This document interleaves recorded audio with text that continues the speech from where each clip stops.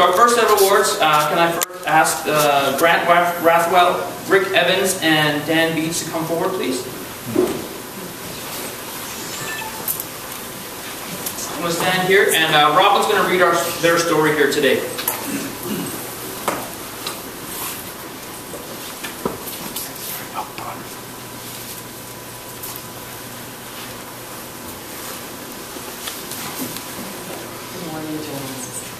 On December 31st, 2011, at approximately 11:15 p.m., while at a private New Year's Eve party, the host, Bob Hamill, collapsed. EMS was called immediately.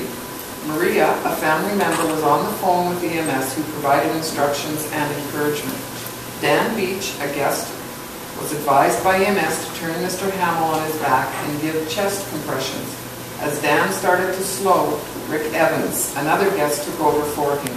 Then a third guest, Grant Rathwell, cleared Mr. Hamill's mouth of a partial denture appliance and relieved Rick in performing chest compressions, all the while speaking to Mr. Hamill. The group continued chest compressions until EMS arrived on site approximately 20 minutes later. Family members and friends followed to the hospital, but due to pre-existing medical conditions, Mr. Hamill passed. The incident was encouraged some of the participants to consider upgrading their first aid and CPR training. Great. So for your efforts, gentlemen, we'd like to present you with the Canadian Red Cross Rescuer Award. Thank you.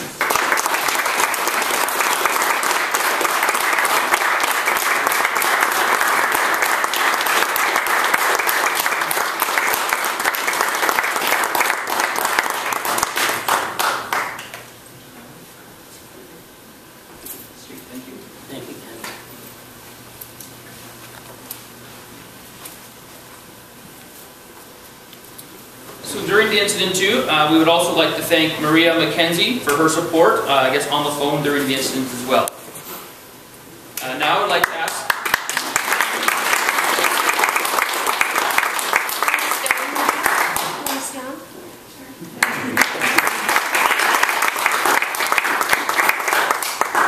Now I'd like to ask Brenda Hendrickson to come forward.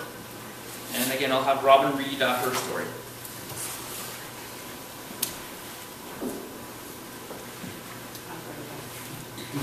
On January 4th, 2012, at approximately 10:30 a.m., Bill Fraser was in the main lobby at City Hall when an older gentleman collapsed. Bill noticed that the victim's chest was moving, but he had trouble breathing. Someone called for 911. Brenda Hendrickson heard the shout and approached the scene. Brenda and Bill assessed the scene. Bill opened the gentleman's mouth, which was filled with blood from the fall. The gentleman had hit his chin on the counter, lacerated his chin, thus breaking his dentures.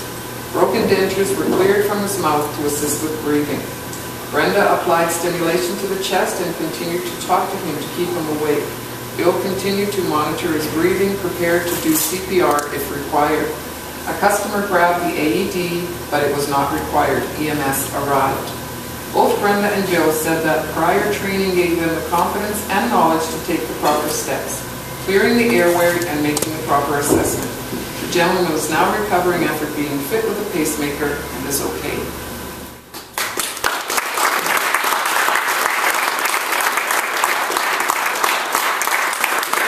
I'd like to present you with the Canadian Red Cross Rescuer Award.